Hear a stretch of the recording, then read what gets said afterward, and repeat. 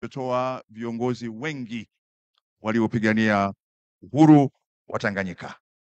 Kutoka Ngoni Matengo Cooperative Union Ngomati alikuwa Verina Kapinga. Kutoka Bukoba Cooperative Union alikuwa Clement George Kahama. Kutoka Rungwe Cooperative Union alikuwa Kasambara. Na kutoka Victoria Federation Nyanza alikuwa Paul Bomani na Saadan Abdu Kandoro. Sasa huwezi kutenganisha siasa na uchumi. Kwa nini vyama hivyo au hali hiyo iliumba? Moja, kukithiri kwa rushwa na ubadhirifu wa mali za ushirika ambao ulitokana na ukiritimba wa waliokuwa ndani ya ushirika pia kuwa ndani ya siasa. Na jawabu lililotokea baada ya tume ya rais ya uchunguzi wa vyama vya ushirika mwaka 66 ilikuja na majawabu ambayo baadaye kama alivyoeleza Dr. Bashiru Sokoine ameachambua na nisichukue muda. Hata ushauri wa kuunda mamlaka za mazao ulifanywa na Harvard School of Government ambayo yenyewe ilidhani kwamba ni vyema kuwa na mamlaka za serikali zinazosimamia ushirika mazao ya kilimo badala ya serikali. Lakini mwaka 82 jambo hilo likaonekana kwamba halikuwa sahihi. Nini kifanyike ili nisichukue muda mrefu? Kwanza, katika makosa yote yaliyofanyika na maendeleo yote, tumejifunza jambo moja muhimu.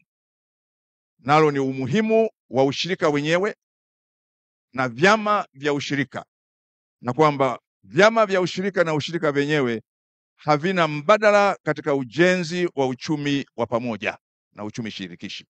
Na ndio hili ambalo linafanyika sasa.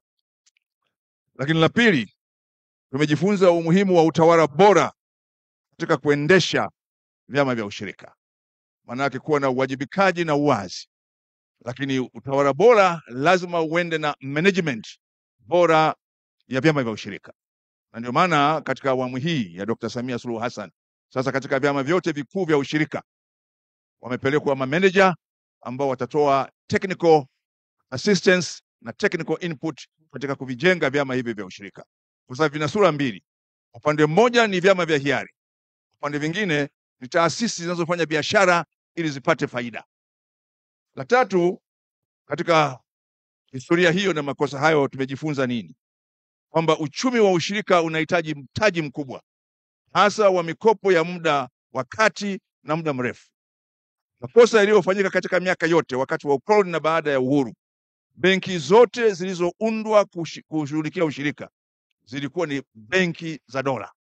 Tanzania Rural Development Bank, 100% ni serikali na waliohusika haikuwa benki yao. Cooperative and Rural Development Bank vivyo hivyo ilikuwa ni benki ya serikali na wenyewe hawakuwa nayo. Mabadiliko ya taasisi za fedha yaliyokuja ndio yaliyofanya CRDB kuacha kuwa ichukue acronym. Lakini modeli hiyo sasa ilionyesha umuhimu wa kuwaingiza wanahisa wengine, ikiwa na pia mwanahisa wa kimkakati katika kujenga jambo hilo. Kwa hiyo jawabu lake la sasa, hii benki ya ushirika ni benki ya wanaushirika wenyewe na vyama vya ushirika kwa 51%. Maanake hii ni mali yao. Hii ni mali yao, sio mali tena ya serikali. Na ndio maana sasa serikali inaingia na 10%, kamisheni ya ushirika 10%, na zilizosalia wanahisa wengine. Na mimi natamani niwe mwanahisa, lakini tutafute pia mwanahisa mwingine wa kimkakati, hasa kutoka katika benki za ushirika za nchi nyingine ambazo zimefanikiwa, ili hawa wenye 51% na hawa wajifunze. Sasa tuizungumzia Afrika na namaliza. Mtu mmoja ambaye amefaidika sana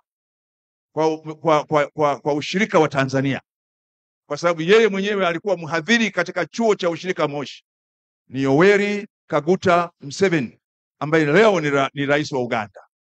Yale aliyojifunza alipokuwa mhadhiri katika chuo cha ushirika wa Moshi, na kwa sababu hiyo watoto wake wawili wakazaliwa KCMC, ameyapeleka Uganda. Hatuna budi kwenda kuona jinsi ambavyo rais wa Uganda Dr. Yoweri Kaguta Museveni, ambaye katika historia yake ya maisha alikuwa mhadhiri wa chuo cha ushirika Moshi, ameyafanya Uganda.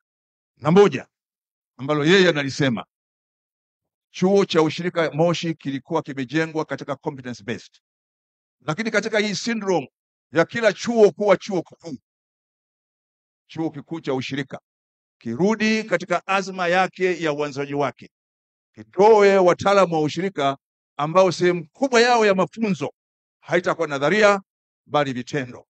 Manake wasome nadharia kidogo, waende wafanye vitendo, warudi wamalizie nadharia, ili benki hii ya ushirika na ushirika huu mpya uwe na mameneja walioandaliwa kufanya hivyo, na sio wana nadharia watakao kwenda tena kuvifanya vyama vya ushirika virudi kwenye matatizo ya miaka 60 ya rushwa, ubadhirifu, matumizi mabaya ya fedha na kutokuwajibika. Nashukuru. Nikushukuru sana Profesa Faustin. Nitarudi kwako Profesa Kabudi kama nitakuwa na muda, lakini nikuombe Profesa Faustin na wewe uchangie.